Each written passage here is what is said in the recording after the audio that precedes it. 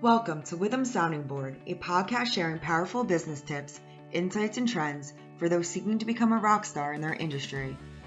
Welcome to this special edition of our Auto Dealership Services Group podcast. I am Jim Burke, Managing Director of Advisory Services here at Witham. Joining me today, we have a great panelist talking about some of the hottest issues affecting auto dealers today. My partner, Stuart McCallum, heads up our auto services niche. Then I have two individuals. I have Rick Masta and Michael DeShile from AutoTrieve. And you also may know them from ineedafile.com. They servicing dealerships throughout the entire country. So you may be familiar with them. If you're not, you definitely will by the end of our podcast today. Our topic today is cloud computing. We see the whole world migrating to the cloud, from legacy systems to web-based systems. And again, it's really resonating throughout this profession. So we want to really deep dive on the importance of this, where dealerships are, some of the things that are driving it, and some of the concerns that are out there today. So Stuart, why don't you talk a little bit about what you're seeing on this whole cloud migration in the dealership area?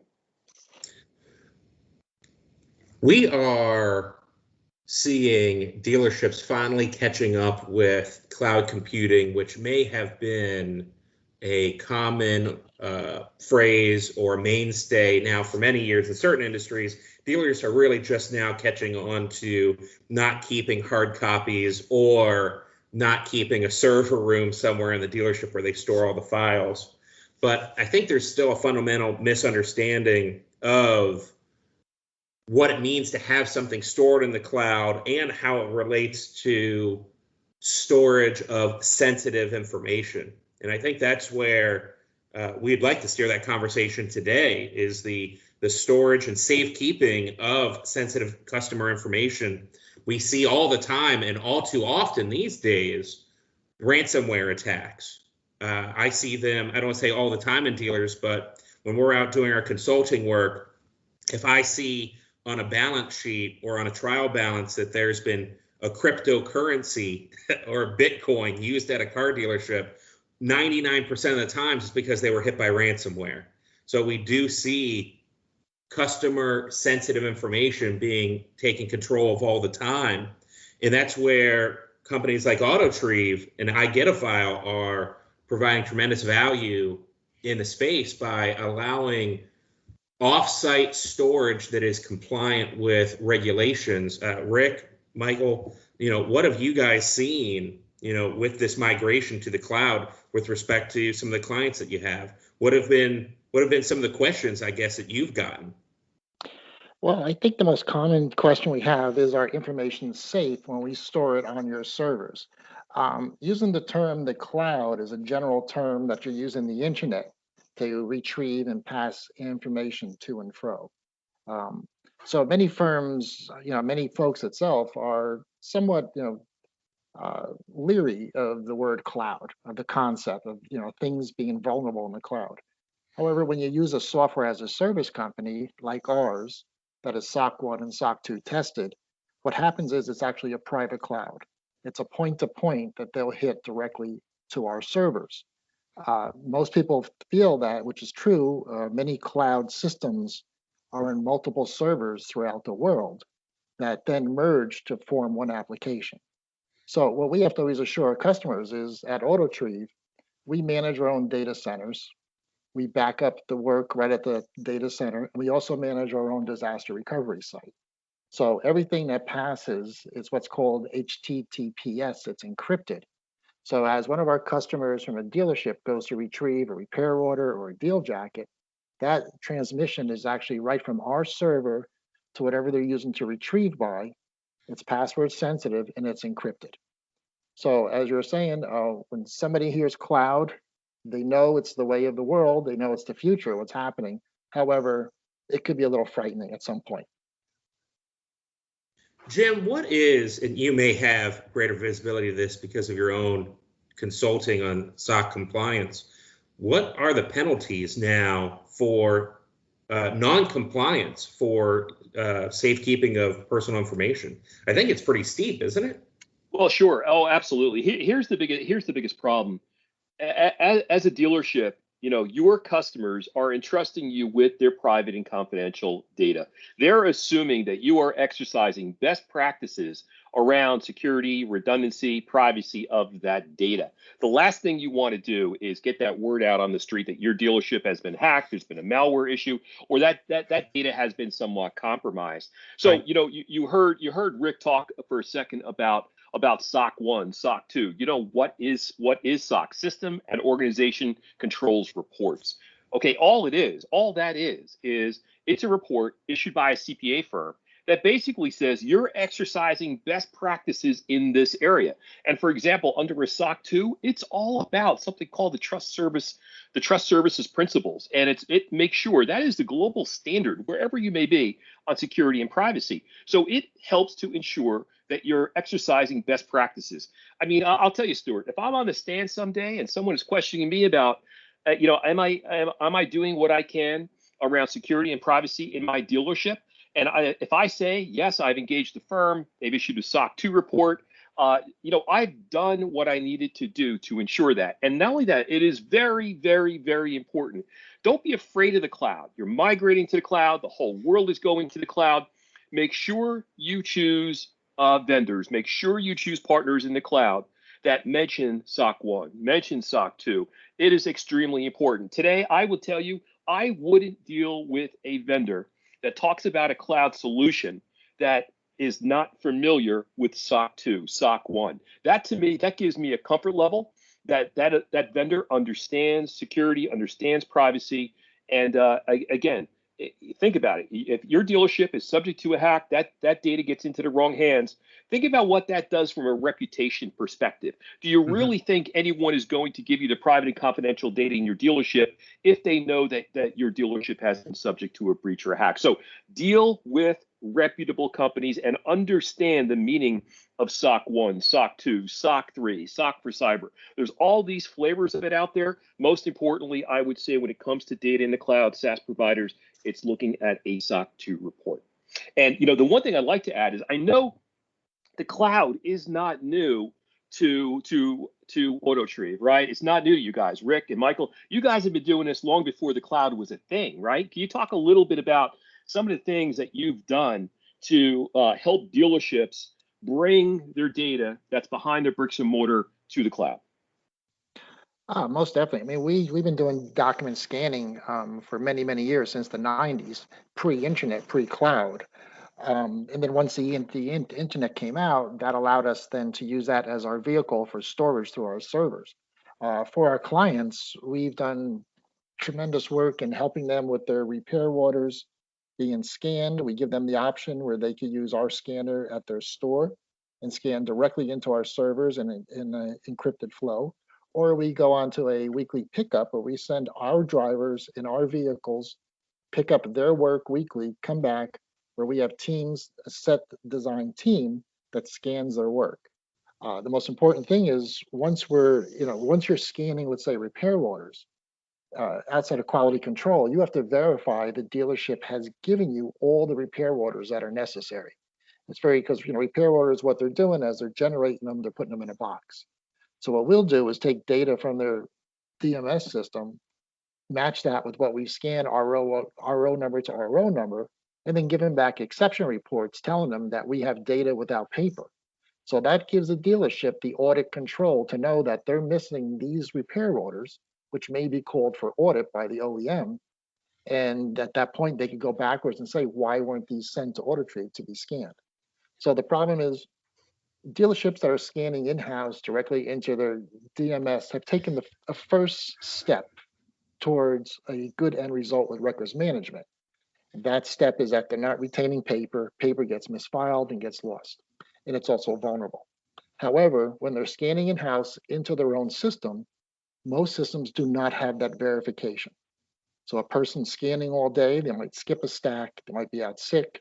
So dealerships are spending all that effort, all those monies in scanning in-house and still paying high prices and audits. With us, we want them at a fixed rate. We scan the repair orders or the deal jackets, but we're verifying everything they have created in their store has been captured. And anything we did not receive, we're giving them back a printed verification report. Excellent. Excellent, Michael. So I got a question for you. So Sure. you get across the country, you meet with a lot of dealerships, you live in this space every single day.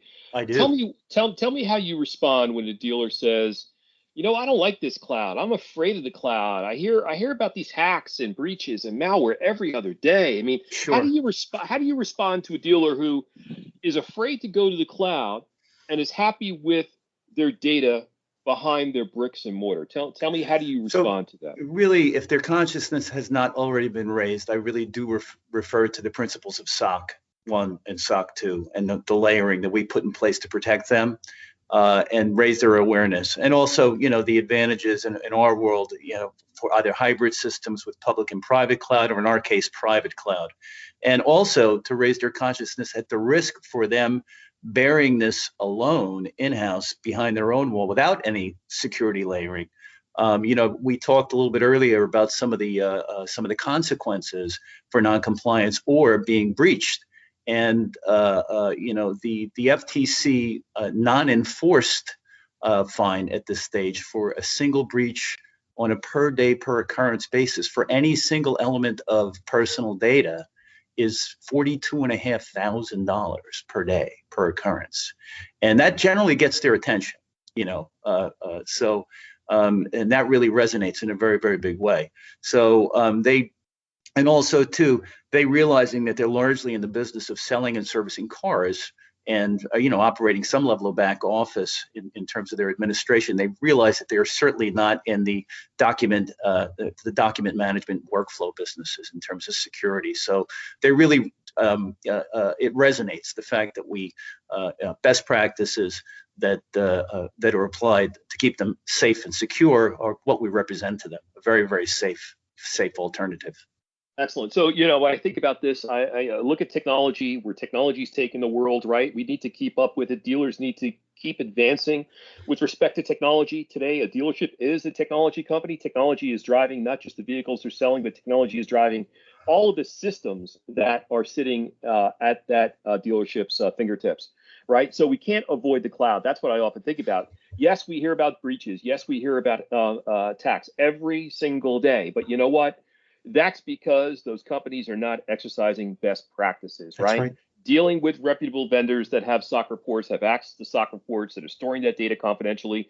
I often tell those that I come in contact with that have questions about the cloud, this is technology. We need to embrace technology. There is plenty of technology today that will help to protect that data and help to secure that data so that dealers won't be subject to those penalties, so that they won't be exposed to the breaches, data breaches, and things like that. So again, it has to do with aligning yourself with the best individuals that really know this space in order to help to protect the dealership. So Stuart, I got a question for you. So you obviously you've been in this this auto dealership space for a long time. How do you react when you're helping dealers address this issue about keeping up with technology, about cloud migration, about those dealerships that just this struggle with spending those additional dollars on this new way of technology? How do you help dealers in this space that are dealing with those issues? I'll go back to a comment that you had a couple minutes ago about reputation risk. And what we see a lot happen in the dealership space when it comes to consumer protection, once those attorneys, so let's just say there is a data breach, inevitably consumer attorneys, civil attorneys will get involved, and they're going to subpoena a bunch of records. And then once they're in there, once they're dug in, it's really hard to get them out, right? But more importantly, it's hard to keep them focused on what they originally came in for to begin with. So when you have a data breach, what's going to happen is attorneys are going to come in, they're going to get all your data, and they're going to have experts comb through it. And God forbid you have other issues, right? You don't have something documented correctly. You're not adhering to a standard here or there. You may have lien payoffs that aged a little bit too much, whatever the case may be. That reputation risk, while it's a real one, is really just the tip of the iceberg. For once those attorneys get in there and get access to your information, you could be in for a world of hurt that you would not otherwise be exposed to were it not for attorneys and their experts already digging through your files.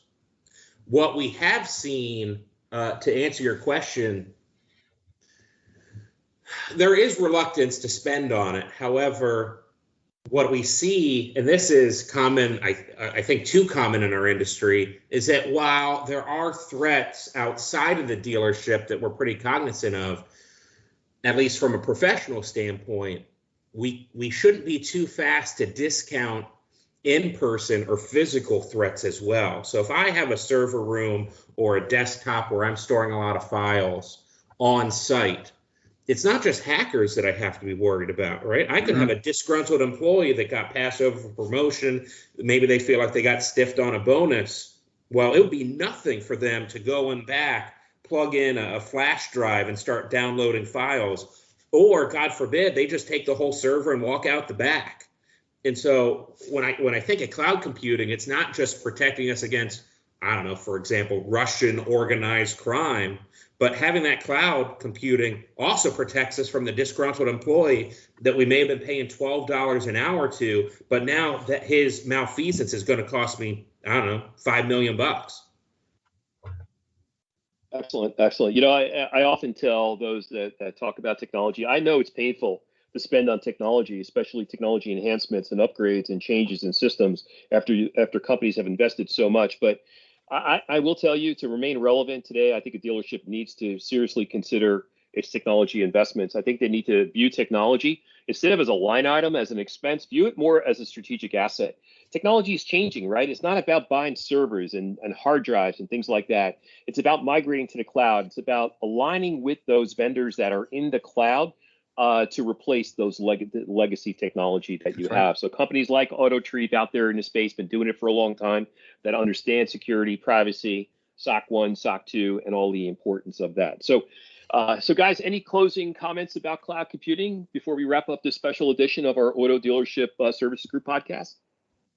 Well, I think one of the important aspects of working with the cloud or with a software as a service firm is, just as you just said, Jim, is that we invest in all the technology, we protect the data, and we stay state of the art, where a dealership can worry about their main business and doesn't have to worry about the technology to handle records management. Excellent. All right. So I'd like to thank Michael and Rick from Autotree for participating on today's podcast. Thank my partner, Stuart, our auto niche leader here at Witham. So thank you all for attending this special edition of our Auto Dealership Services Group podcast. I'm Jim Burke, Advisory Services Managing Director here at Witham. Thank you. Thanks for joining us. Be sure to subscribe to our podcast so you'll be first in line to hear what's coming next. Don't want to wait for our next episode? Check us out at witham.com. That's WITHUM.com.